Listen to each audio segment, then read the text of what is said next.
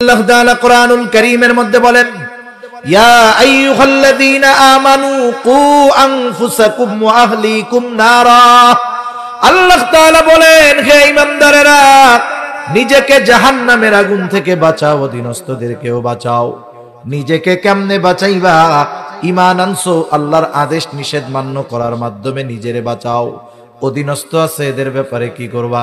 বলে এদেরকে জাহান্নাম থেকে বাঁচানোর পদ্ধতি শেখানোর মাধ্যমে তুমি এদের হক আদায় করে জাহান্নাম থেকে বাঁচানোর চেষ্টা করো।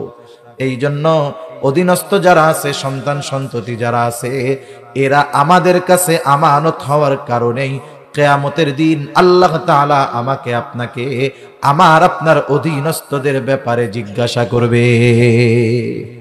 ইন্নাল্লাহা ইয়া'মুরুকুম আন তু'আদ্দুল আমানাতি ইলা আহলিহা ওয়া ইযা হাকামতুম বাইনান নাসি আন তাহকুমু বিল আদল। আল্লাহ রাব্বুল আলামিন বলেন, নিশ্চয়ই আল্লাহ তোমাদেরকে নির্দেশ দিচ্ছেন, আদেশ দিচ্ছেন, আন তু'আদ্দুল আমানাতি ইলা আহলিহা, যে তোমরা আমানত তার হকদারের কাছে ফিরায়া দাও।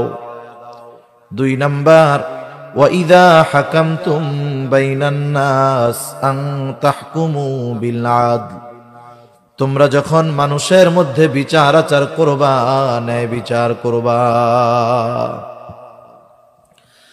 আল্লাহ তাআলার ১ নাম্বার আদেশ যে আমানত তার হকদারের কাছে ফিরায়া দাও, পৌঁছায়া দাও। এই আয়াতের শানে নুজুলের দিকে গেলে আলোচনা বেশ লম্বা হয়ে যাবে।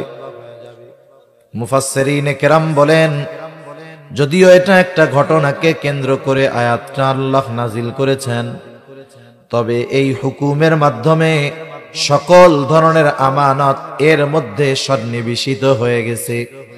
সব ধরনের আমানত এর দ্বারা উদ্দেশ্য। কিন্তু বাস্তবতা হলো, আমানতদারিতার বিষয়ে অধিকাংশ মুসলমান আমাদের পূর্ণ স্বচ্ছ ধারণা নাই। আমরা অনেক সময় আমানতদারিতাকে শুধু লেনদেনের মধ্যে সীমাবদ্ধ করে ফেলি, যার কারণে অনেক ভালো মানুষ আছে, দিনদার মানুষ আছে, আমানতদারিতার ব্যাপারে ব্যাপক ধারণা না থাকার কারণে ওই নামাজি ভালো মানুষগুলো কোন সময় যে আমানতের খেয়ানত করে বসে সে সেটা নিজেও জানে না। এই জন্য যেহেতু আমানতদারিতার সম্পর্ক শুধু আমলের সাথে এমনটা নয়, বরং আমানতদারিতার সম্পর্ক হলো ঈমানের সাথে। নবীজি সাল্লাল্লাহু